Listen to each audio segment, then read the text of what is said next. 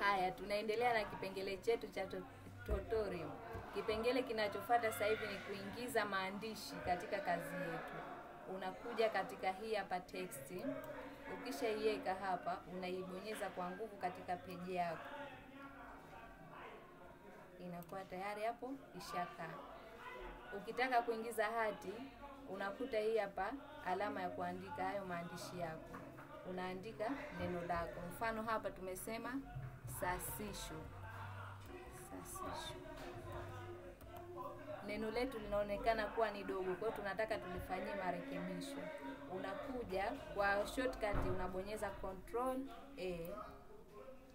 Control A. Tayari hapo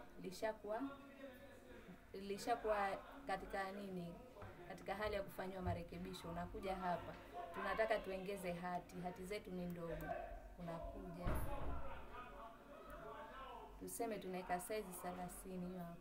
Lakini pia bado dogo. Unaongeza tena hapa. Tunakuja mpaka 70. Haya.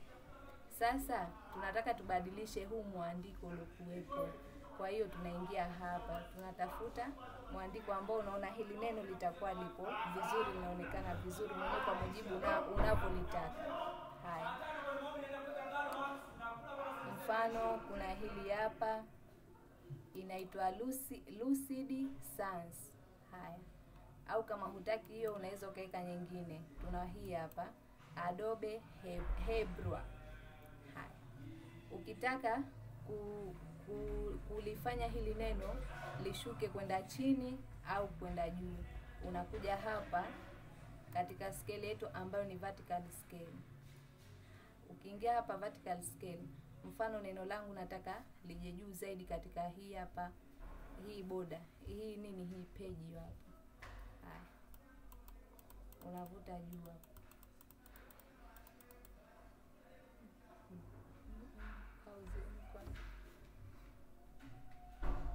Haya. Ukiongeza kwa hapa neno linaweza likazidi juu zaidi kupitia ile frame ambayo umeiweka katika kuandika hizo hati. Kwa hapa tunalipunguza ili likae sawa sawa na hiyo frame yetu. Haya, tunaingia Control A.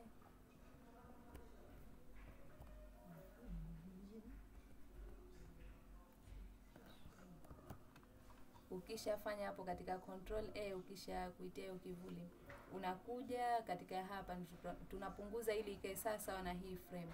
Tunaingia hapa katika ile